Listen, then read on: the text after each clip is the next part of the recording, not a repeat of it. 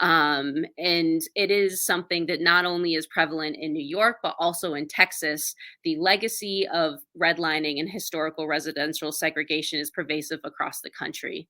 Um, the federal policy that essentially color coded maps for where folks could live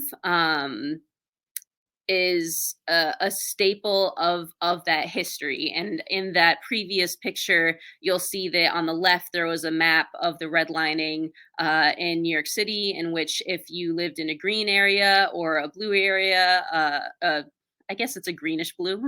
It was great, and you had a really great chance of getting a home loan. And if you lived in the red area, it was not so great. And in the green area, that is where white people lived, and in the red area, that is where Black and African American families lived, right? And then on the right, you see that that is actually a map from, I believe it was Koch and Fowler City Plan in Austin, Texas. That was in 1928. That actually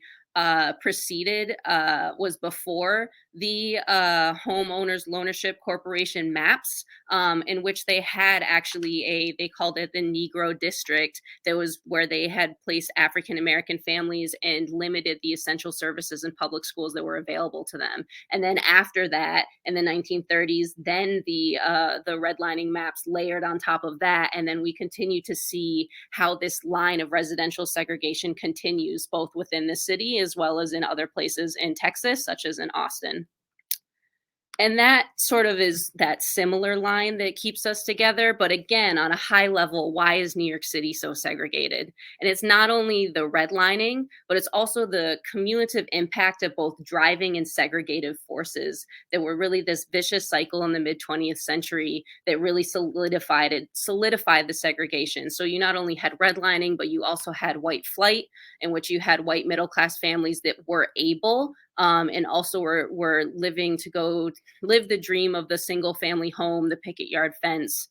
And then we're also able to do so because white families had access from the policies and practices that Black families did not, right? So you also had racial covenants and racial steering happening at the same time. Covenants that said that you could not lease, rent,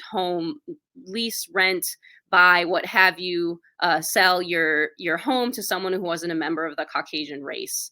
And then you also at the same time had migration patterns happening, particularly in New York City, where you had about 6 million Black folk that were fleeing racial violence in the South. And then you also had, again, the driving force of exclusionary zoning. You had attendance boundaries being purposely drawn to exclude and isolate based on demographic information. And we saw this sort of perpetuate with residential segregation.